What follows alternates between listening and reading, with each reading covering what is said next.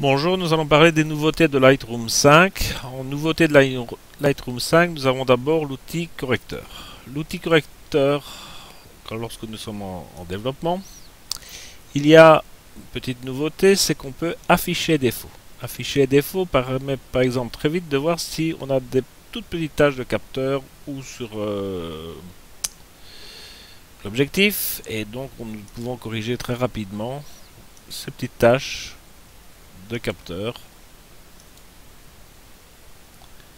que même si nous ne les voyons pas sur notre image, ils sont quand même présents et risqueraient d'apparaître lorsque on monte le contraste ou des choses du genre. La deuxième chose que l'outil correcteur permet de faire aujourd'hui, avant on avait juste donc un rond, on cliquait, il sélectionnait une autre zone et on pouvait déplacer la zone qu'on voulait, mais ça allait comme ça. Je vais réinitialiser.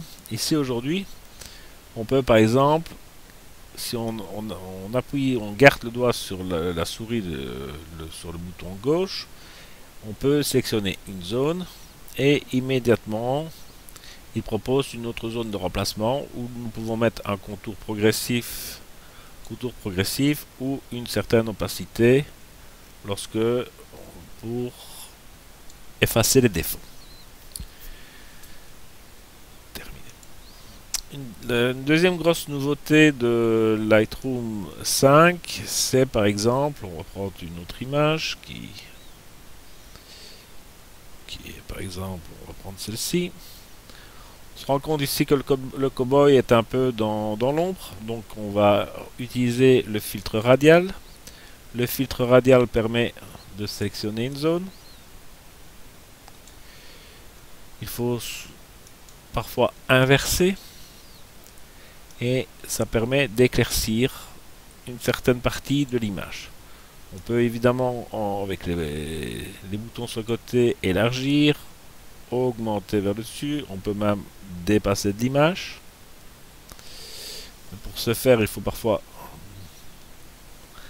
Donc on peut carrément faire ceci si on veut.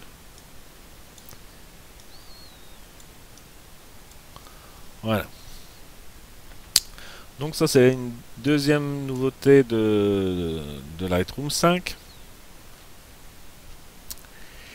Ensuite en nouveauté, il y a bien sûr la touche F. La touche F permet de basculer en plein écran et les flèches du clavier vous permettent de basculer d'une image à l'autre pour sélectionner une ou plusieurs images en pleine résolution.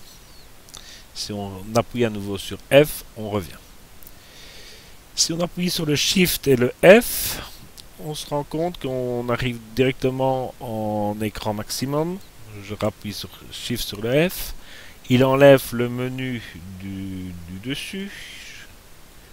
Et si on appuie encore une fois Shift F, on revient à dimension normale. Pour l'enregistrement ici, mon écran fait 2500 pixels, mais je n'enregistre que 1900 pixels. C'est pour ça que vous voyez par moment une partie de l'image qui disparaît. Autre nouveauté de Lightroom 5, dans correction de l'objectif, dans le basique, on voit l'option Upright qui est apparue.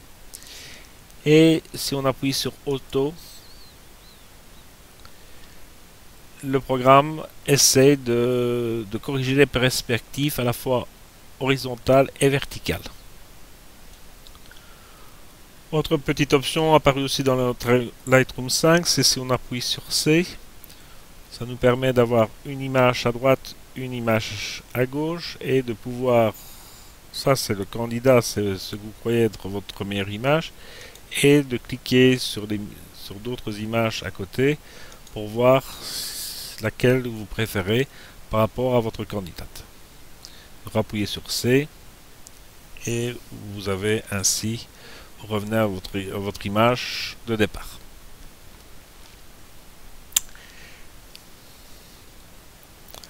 Alors, petite nouveauté aussi de Lightroom, mais là de la version 5.3, c'est là si on appuie sur le Shift et qu'on vient cliquer deux fois sur la température, on modifie la température de manière automatique de la photo.